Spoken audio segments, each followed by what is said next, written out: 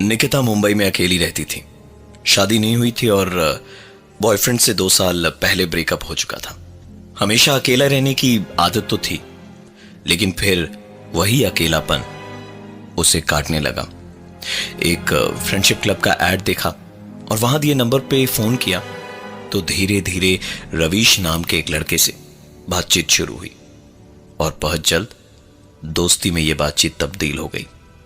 2 महीने बाद पहली बार उसने रवीश से मिलने की सोची और एक डेट फिक्स हुई 21 नवंबर। निकिता टाइम से 5 मिनट पहले ही पहुंची और देखा रवीश बेचैन सा बैठा वहां बार बार घड़ी की तरफ देख रहा था। निकिता के वहां पहुंचते ही जैसे रवीश का चेहरा खुशी से लाल हो गया। निकिता के लिए एक बड़े से बॉक्स में वो गिफ्ट लाया था। निकिता ने उसके सामने ही बक्से को खोला। उसमें एक बड़ा सा, एकदम असली सा दिखने वाला एक स्टफ टॉय डॉग था।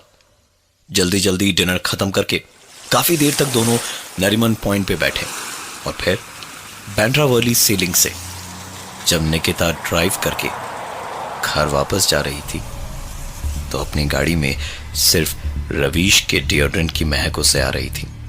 पता नहीं क्यों बड़ा अजीब सा महसूस हो रहा था उसे। जिस गाड़ी में रवीश बैठा ही नहीं उसमें उसके डिओ की महक कहां से आ रही थी। रवीश के डिओ की महक इतनी तेज थी मानो जैसे वो उसके बगल वाली सीट पे ही बैठा हो। निकिता ने तुरंत अपनी गाड़ी रोकी और थोड़ी सी ताजी समंदर की हवा लेने वो गाड़ी से नीचे उतरी। समंदर की ताजी हवा रात के वक्त बहुत अच्छी लग रही थी। उस ठंडी हवा में खड़े खड़े कब निकिता रेलिंग के पास पहुंच गई उसे पता भी नहीं चला। उसका ध्यान टूटा तो हड़बड़ा के वापस गाड़ी में बैठी। डियो की महक तो जा चुकी थी, लेकिन एक आवाज ने उसका ध्यान बटाया।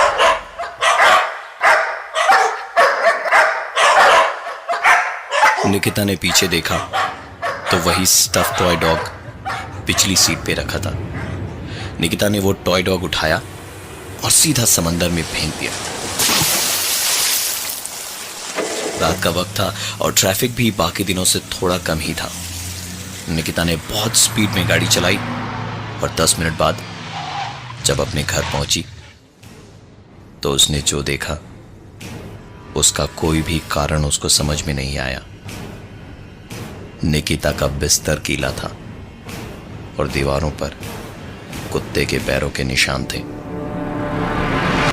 निकिता बुरी तरह से डर चुकी थी।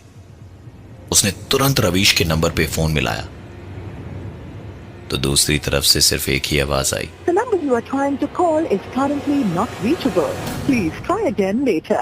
निकिता को समझ आ गया था कि अकेले रहने में खतरा है। उसने अपनी एक फ्रेंड को फोन करके बुलाया रात को उसके घर रुकने के लिए और थोड़ी देर बाद ही डोरबेल बजी। बाहर सौम्या खड़ी थी अपने कुत्ते रॉक्सी के साथ। निकिता को एक पल के लिए सीलिंग और अपनी गाड़ी का पूरा किस्सा याद आ गया, लेकिन सौम्या को सामने देखकर उसकी सांस में सांस आई। रॉक्सी को बाहर हॉल में ही बांध दिया और दोनों अंदर रूम में बैठ के बातें करने लगे। दोनों बातें कर ही रहे थे कि दरवाजे पर एक आवाज हुई। सौम्या उठी कि शायद रॉक्सी होगा। सौम्या ने जितना रूम का दरवाजा खोला, कमरे के अंदर के बाथरूम का दरवाजा भी उतना ही अपने आप खोला। पता नहीं निकिता को क्या सूझी कि वो जोर से चिल्लाई, सौम्या बंद कर दे दरवाजा, जल्दी बंद कर दे। सौम्या ने झट से दरवाजा बंद किया और जब दरवाजा बंद किया तो साथ ही बाथरूम का दरवाजा भी बंद हुआ। अब की बार दरवाजा खुरचने की आवाज बाथरूम से आ रही थी। दोनों ने हिम्मत करके उस कमरे का दरवाजा खोला और दूसरे रूम में चले गए। दूसरे कमरे में जाकर दोनों लेटे कि तकरीबन 5 मिनट के बाद निकिता का फोन बजा। कॉल किसी अननोन नंबर से था। फोन उठाने पर दूसरी तरफ से आवाज आई, मैंने इतने प्यार से तुम्हें गिफ्ट दिया और तुमने उसे फेंक दिया। कितनी ठंड लग रही होगी उसे पानी में। मैं थोड़ी देर में ना तुम्हारे घर आता हूं।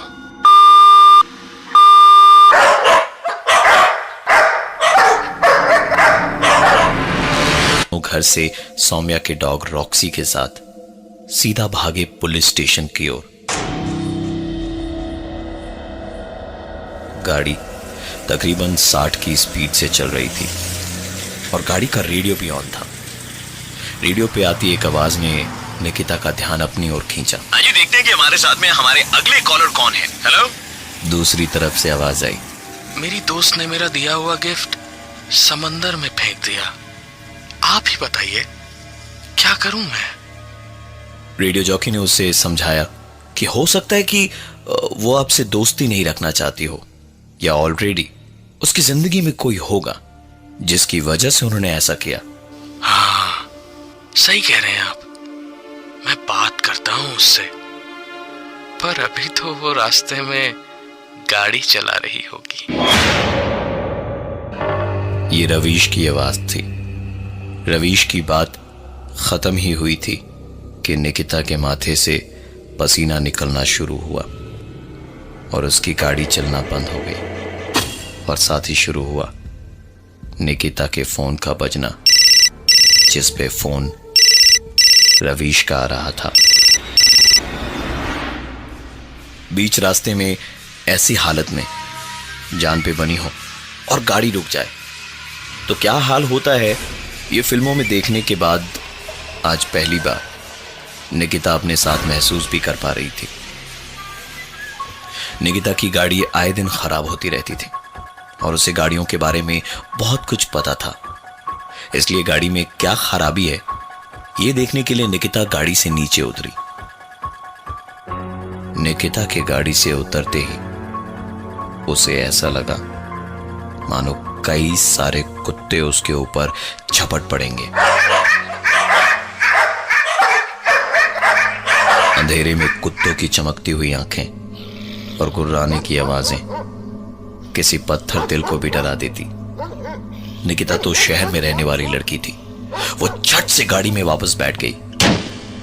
निकिता ने गाड़ी दोबारा स्टार्ट करने की कोशिश करी, पर गाड़ी स्टार्ट होने का नाम नहीं ले रही थी और फोन पे लगातार रवीश का फोन आया जा रहा था। इस बीच 2-3 कुत्ते उसकी गाड़ी की बोनट पे चढ़ गए और शीशे में झांक के भौंकने लगे। निकिता ने पहले तो जोर जोर से चिल्लाना शुरू किया। जब कुछ भी नहीं हुआ तो उसने गाड़ी में ही रखे लकड़ी के टुकड़े को उठाया। इस बीच निकिता का फोन लगातार बजे ही जा रहा था। सौम्या के लाख मना करने पर भी निकिता कुत्तों को भगाने के लिए गाड़ी से नीचे उतरी और उसके बाद आंख खुली तो निकिता हॉस्पिटल में थी। उसे काफी चोट आई थी।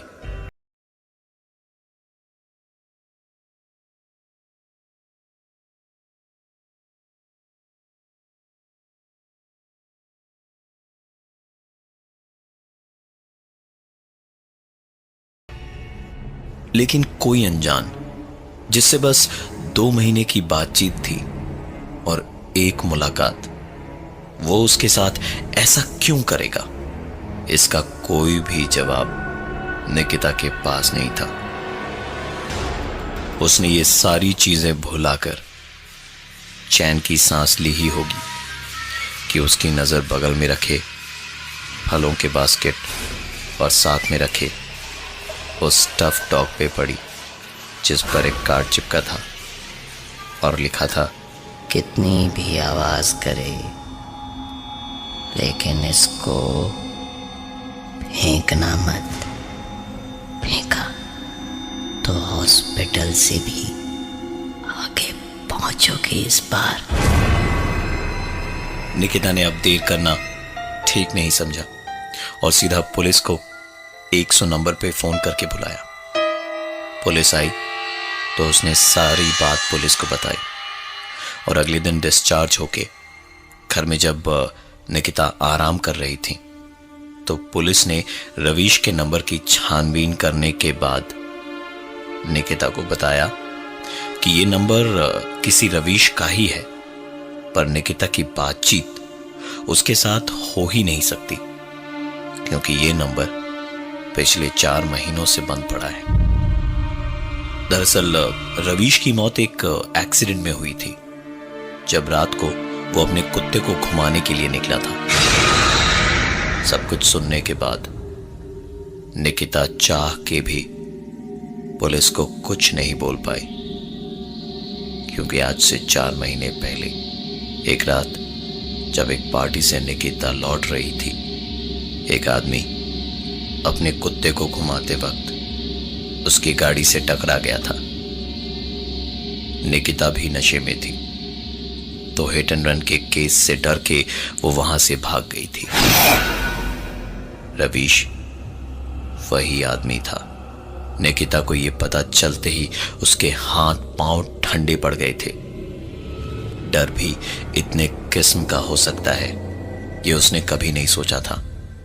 उसने अपने किए की माफी मांगने के लिए दोबारा एक कोशिश की। कॉल लॉग में से रवीश का नंबर ढूंढ के उसने बार बार रवीश को फोन मिलाया और जब फोन कनेक्ट हुआ तो निकिता ने वहां से हेलो सुनने का भी इंतजार नहीं किया, सीधा बोलना शुरू कर दिया। उस रात हुई सारी बात निकिता ने खुद ही बताई और बार बार अपनी गलती की माफी मांगती रही, रोती रही, गिड़गिड़ाती रही और इस बीच उसके घर की डोरबेल लगातार बजती जा रही थी। जब निकिता का ध्यान टूटा तो उसने अपने घर का दरवाजा खोला। दरवाजे पर पुलिस खड़ी थी। नजर डायल नंबर्स पे गई तो पता चला कि उसने किसी रवीश का नहीं बल्कि पुलिस का नंबर ही डायल किया था। शायद अब रवीश को गिफ्ट देने की कोई जरूरत नहीं थी। अंकुर और ऋषि